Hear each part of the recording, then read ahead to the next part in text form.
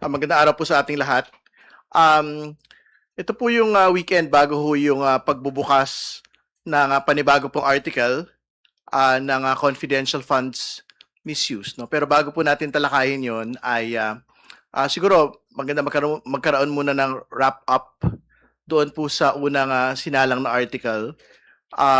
Sa darating pong Martes, si NBI Director Melvin Matibag ang huli pong isasalang ng prosekusyon para sa article on threats, no, para tahiin yung kabuuan po ng naging investigasyon ng National Bureau of Investigation dito po sa continuing threat ng pangalang Pangulo laban sa atin pong Pangulo at kanya pong pamilya, no. So inaasahan ho natin yung full bureau reporting. So hindi lang po ito cybercrime investigation katulad ng ginawa po ni Attorney Lotok at ni Agent Kalilong, kundi yung iba pa hong mga ulat mula sa kabuuan po ng opisina ng NBI. No? So yan po yung inaasahan ho natin sa pagsalang po ni Attorney Matibag sa darating pong Martes. Sa darating pong Lunes ay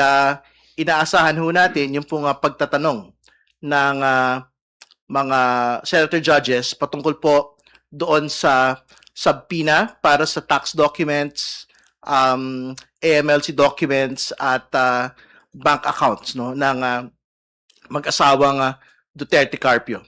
So malinaw naman po yung mga binanggit na nung nakaraan. Una, wala ho tayong debate doon sa bank accounts dahil ito po ay malinaw na exception sa bank secrecy law, yung pong pagkakaroon ng impeachment trial. No? So, tingin ko, yan po ay malinaw sa ilalim po ng ating mga batas at konstitusyon. Pangalawa, yung usapin po na AMLC documents, ang kailangan ho nating linawin doon at yun din naman ho yung nakalagay sa provision ho na ipinapakita nila, hindi ho totoo yung absolute confidentiality of AMLC.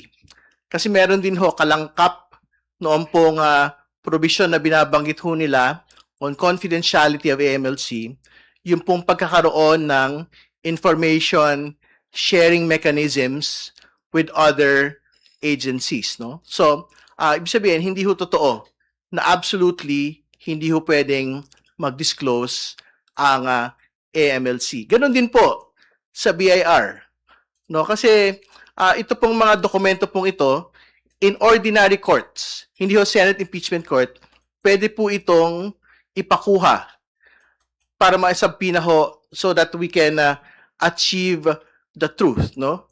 And more importantly, pwede ho itong gawin ng Senate Impeachment Court in pursuance of its constitutional power para ho magsabpina ng mga dokumento at hanapin ang katotohanan sa mga kaso ng pananagutan katulad po ng impeachment. So, I think yan ho basically yung gist noon po magiging talakayan sa mga senator judges sa darating pong Lunes. No? So, puntahan ho natin ho yung confidential funds misuse. No? So, yan na po yung inaasahan ho nating maisasalang hopefully as early as Wednesday.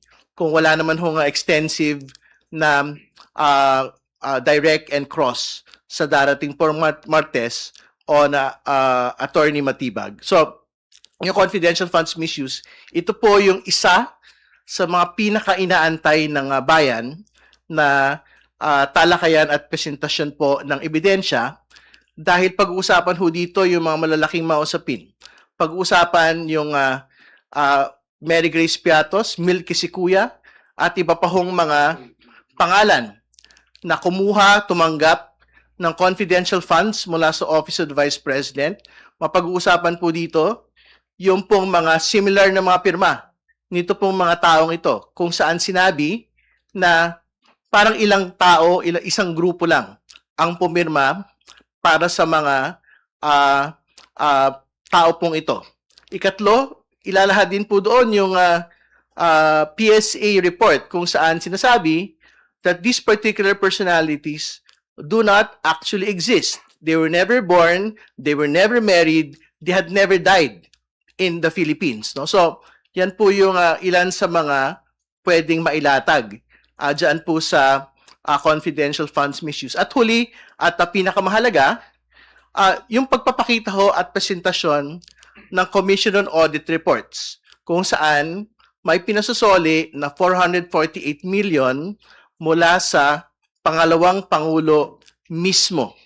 Una, doon pong sa unang paggamit ng confidential funds ng 2022, 73 million yung pong pinapasoli at nag-achieve na po ito ng finality sa Commission on Audit proper. Ibig sabihin, kailangan na pong isoli personal ng pangalang Pangulo at ng iba pang mga napangalanan doon.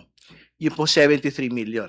Yung pong balanse ng 448 million ay kung hindi ho sila nag-apila dito po sa kautusan po na ito, kailangan na rin po nilang mag-soli ng pera sa atin pong kabangyaman. So, yan po yung mga inaasahan ho natin sa darating pong mga linggo. Pagka po pinag-usapan na ho natin yung confidential funds misuse. At bakit ho ito mahalaga?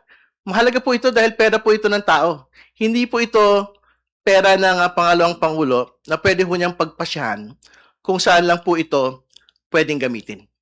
So, minamahalaga po ng House Prosecution Panel na dapat ang bawat piso ng pera ng bayan ay ginagamit sa dapat po niyang pinaglalaanan.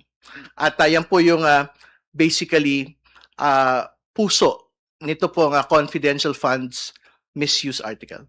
So, yun po muna. Si Kong Ace, kung may dagdag po siya.